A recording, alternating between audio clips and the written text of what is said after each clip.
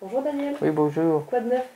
Ben, ici, regarde, je ne sais pas si on la voit, c'est une toute petite graine. Hein, donc c'est de la graine de Moringa, oleifera. Donc c'est un arbre qui pousse en Inde, en Afrique, tout ça. Et figure-toi qu'une amie est venue de Kinshasa et m'a apporté des graines. Et suite à ça, j'ai fait germer un petit Moringa, tu vois ici. Donc on consomme les feuilles. Naturellement ici, je ne vais pas consommer les feuilles, il est beaucoup trop petit. Donc le Moringa, il est en train de grandir. Et alors, ici à la boutique santé, on vend de la poudre de Moringa. Qu'est-ce qu'on fait avec ça? On prend une cuillère à café, voire une cuillère à soupe qu'on mélange à la nourriture, qu'on mélange dans le potage, qu'on mélange à l'eau, etc. Alors on va dire, mais donc, pour quelle raison? C'est une feuille d'un arbre, donc on consomme tout, la fleur aussi quand elle est là. Elle est riche en protéines, elle est riche en fibres.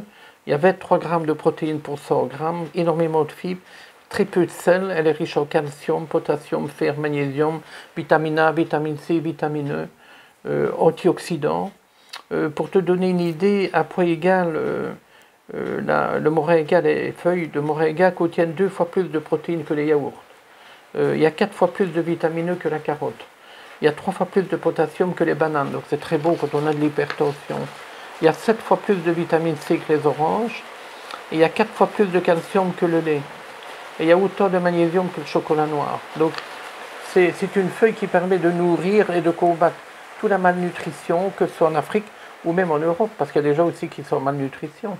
Donc c'est une bonne idée de mettre une cuillère à soupe dans les aliments tous les jours pour se fortifier et pour avoir toutes les vitamines, hein, parce qu'il y a les 9 acides aminés essentiels, et d'avoir les antioxydants, les vitamines, les minéraux, les oligo-éléments. Voilà, donc je voulais montrer ce petit arbre-là qui est merveilleux, et je me réjouis de le voir grandir, je le surveille comme mon petit bébé, parce que c'est un truc merveilleux, et qui, moi, me ravit complètement, et je me réjouis de le voir grandir. Naturellement, quand il fera plus froid, je le mettrai à l'intérieur, parce que c'est un arbre tropical. Il fait environ 10 mètres, hein, mais moi, je vais réduire sa taille pour qu'il soit peut-être d'1,5 mètre, 2 mètres, comme j'ai fait avec le ginkgo biloba. Donc voilà, c'était pour vous dire que le moringa, tenez-en compte, quand vous êtes fatigué, quand vous avez besoin de vitamines, de minéraux, au lieu d'avoir des vitamines synthétiques, chimiques, qu'on a fait, on ne sait pas trop comment, vous l'avez sous forme naturelle. Est-ce que c'est une plante intéressante pour les sportifs?